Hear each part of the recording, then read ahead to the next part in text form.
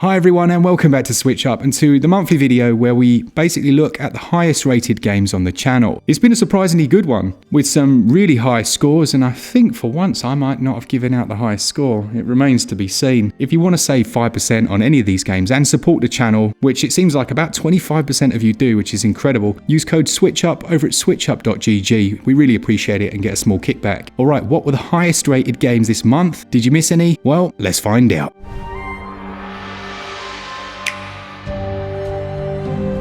Okay, going from the lowest obviously up to the highest then, and the lowest scored game for the month was actually the review that went out this week, and that's Clive N Wrench. Now this is a 3D platformer, very much paying homage to games such as Super Mario 64 and Banjo-Kazooie in terms of its gameplay style, but has that kind of PS2 look to it in terms of its aesthetic. Now this was made by one man. I think it took him about 10 years, a real passion project, and it's not a bad game by any stretch of the imagination. If you are a fan of 3D platformers, then you'll have all those classic collectathon elements in there to it. The environments are varied. There are 11 different worlds, all with a different theme as you make your way across time and space. And its biggest flaw really is just a severe lack of polish, for want of a better way of putting it. The gameplay is decent. The controls are more than okay.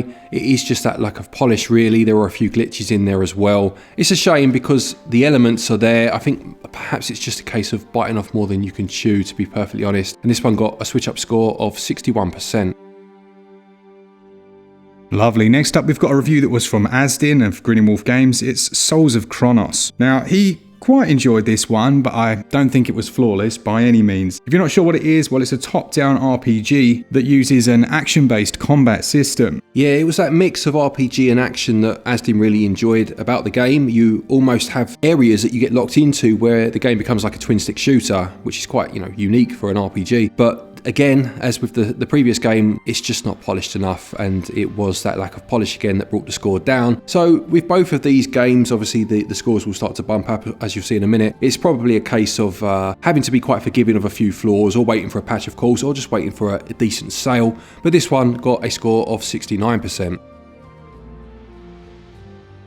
Lovely stuff. Then we've got Digimon World Next Order, which originally released way back in the day and has finally seen its release on Nintendo Switch. Now, I'll start out with my biggest negative, and that's the price. I just don't understand the price of some of these re-releases. This is it's a full premium price. I think it's £55 here in the UK, which I just can't suggest you do. Now, as a game, it's actually really good. It has a very interesting system whereby you have two Digimon and they become almost like your pets. So you have to raise them, you have to make sure they go to the toilet, and while that might not sound very fun, it creates more of a bond than you sometimes get where you have a very large roster that you don't really care about. Now, I really do enjoy this game and it is very addictive, but I certainly wouldn't be paying full price for it, and it does have quite a difficult initial learning curve. And as you can see from my footage, I got the most unlucky roll of the dice for my first Digimon, so it does have that kind of RNG factor to it as well. Good game though, but yeah, wait for at least a 50% sale in my opinion. That got a SwitchUp score of 71%. Which takes me on to Tales of Symphonia Remastered. I was very excited for this. We do have to take the remastered moniker with a pinch of salt these days it seems, but unfortunately for Tales of Symphonia, it came out straight after Metroid Prime Remaster, which was more like a remake. And as such, I think a lot of people, including myself, just had an unnaturally high expectation, and we were thoroughly disappointed. The main reason we were disappointed is this one originally ran at 60 frames per second on the GameCube, so we were hoping that this would be the GameCube version. Now, for reasons, they chose to port across the port version that was on PlayStation, which only ran at 30 and had all kinds of glitches. But not only that, they also stripped out some of the basic aspects of the game, such as when you're on the menu screen. In this version, it just shows you a black background. In the original version, you could see the game in the background. Also, when you go into battle, it gives a blinding, flashing, bright screen, which is horrible. I really don't know why they did it. So yeah, it's a bit of a downgrade. Thankfully, in the last couple of days, Bandai Namco have actually acknowledged these issues, so it looks like they're going to be doing something about that. So that's at least a relief from that sense, but again, I wouldn't be paying full price for this one. It got a SwitchUp score of 72%.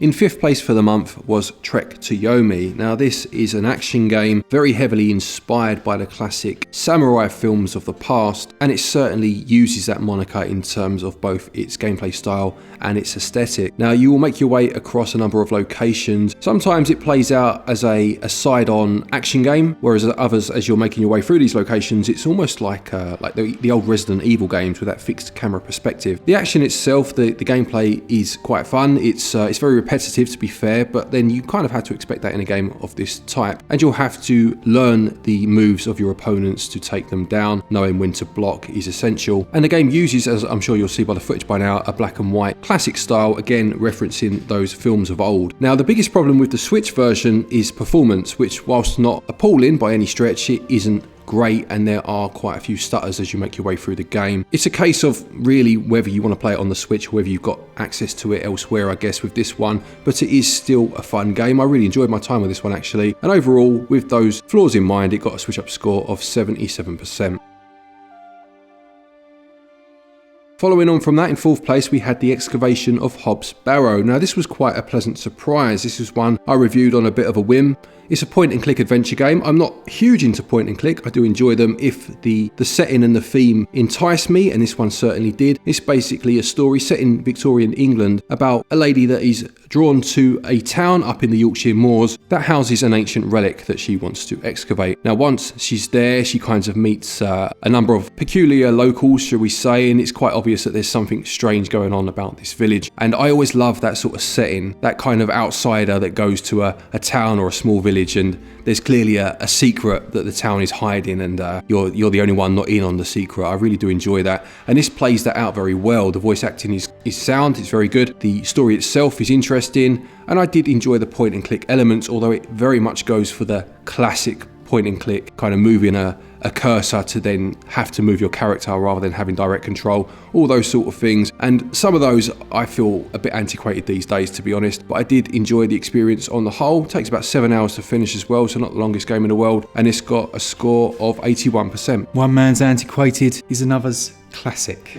Yeah. All right, next up then we have a review from Holden Green, most awesome reviewing name in the world, and it's Theatrhythm Final Bar Line. Now, if you're not sure what this is, it's essentially a rhythm game from Square Enix, focusing on the Final Fantasy series all the way through, from the old pixel art style to the modern ones. And what's very cool is the visuals essentially mimic that. So there are some that use that pixel style and some that use a more modern style, I want to say. Personally, I don't like the modern style that much. I think in this game it can look a little bit cheap, but you know, it works and it's a consistent aesthetic, and Holden enjoyed it, so there you go. Now the actual game itself is incredibly addictive, and you don't have to be a fan of rhythm games to enjoy it by all accounts. There's a ton of content there. I think there's something like 400 songs, but again, it's one of those where buying the base version you may not feel like you're getting the full experience, because the deluxe and I don't know what it's called, the deluxe edition, which is like £100, that includes some of the best songs in the series. So that put a little bit of a sour taste on the whole thing, and it got an overall SwitchUp score of 82%. My final review for the month then was the Pathless. Now, it's getting a bit annoying as it stands on Switch, because I'll be playing a game and my daughter will walk in and go, "Oh yeah, finish that." And I'm like, "What are you talking about?" She actually finished this one back on iOS. I believe it was an Apple Arcade exclusive. And yeah, I mean, after that slightly humbling, I don't know what you'd call it, she then told me about the mechanics and things like that, and basically said it's an amazing game. You're placed onto this island, which you're trying to remove a curse from. It's quite formulaic. It's from the same development team that did Abzu, and you can kind of tell that as you're playing. It almost has a hybrid between that journey style, I don't know what you'd call it, like a walking simulator, experiential game, but they've tried to actually make it more of a game by putting the action elements in, and it works really nicely. There are towers dotted around the environment, Breath of the Wild, and you have to go around and unlock the towers, which then triangulates the beast, and you have to go and hunt this monster. I really enjoyed that aspect of it. I thought it was very cool. Gets, again, a little formulaic by the end, because you do the same thing essentially time and time again until you get to the end of the game. But what I will say is that gameplay is good enough, and there's enough hidden lore within it, that I really enjoyed it. Performance was also very good, and I thought visually for a Switch game running mainly about 40-50 frames per second was quite impressive, and it got a SwitchUp score of 88%. And in first place for the month then, and yes, I did actually give the highest score for a month. I think it's the first time in about 6 months, but the highest score for the month was Octopath Traveler 2. Now, this is, of course, the sequel to Octopath Traveler, and like its predecessor, is a turn-based RPG. And for me, this is one of the best RPGs on the Switch, probably up there for my tastes with Bravely Default 2. Now, as with the first game, you have 8 different characters to choose from, but whereas the first game, as far as I've been told, I only played about 5 hours of that first one, but as with that one, kind of keeping everyone's stories relatively separate, this one, everything entwines, the characters will meet, and you can play each character's chapters whilst on a run with one character, which just fleshes them out as you go along, which I liked. I thought was a good way of treating an ensemble cast. The battle mechanics are quite similar to the first game, although they have added a couple of new gameplay elements, some of which don't quite stick. Some I felt actually added quite a lot to the experience, but on the whole I really enjoyed that turn-based combat. I found it very strategic. Knowing when to use certain skills and abilities was certainly up there with how to win in the battles, and I really did enjoy it. I love the aesthetic, obviously the HD 2D that Square Enix have used in their last few games, and it's interesting because you kind of think to yourself, or I certainly did, how can they get any better, or is it going to start to lose its luster the more they use it? But the light and shadow in this game, the use of light and shadow is absolutely breathtaking. It looks amazing, it builds a beautiful world, and it just, every time you turn the game back on, you're kind of mesmerised by what you see. This for me is a fantastic game, well up there as I said, and it got the highest score for the month, a SwitchUp score of 93%. So there you have it, there's another month of SwitchUp reviews. Now there were some games that obviously weren't in the list. Probably the biggest one people may have expected to see was Metroid Prime, the remaster. Now we didn't review that in the popular sense, there was no score attached to it, hence the reason it's not here. But we did do a performance review of it if you want to give that a watch. There'll be links to that and all of the reviews featured here in the top pinned comment. As Mark said at the beginning, if you are looking to pick any of these games up, or any other game for that matter, don't forget you can use our website, switchup.gg, to purchase your eShop cards. And if you use the code SwitchUp, you can save yourself 5%. It does help the channel out doing so, and of course you save a bit as well, so everybody wins. There's also a link down there to Play Asia if you're looking to import any games. Again, just use the link, use the code, and you can get yourself 5% off of an order from there. And just a quick thank you to our patrons and our channel members, of course, for your continued support. All that's left to say then is take care, and until next time, happy gaming.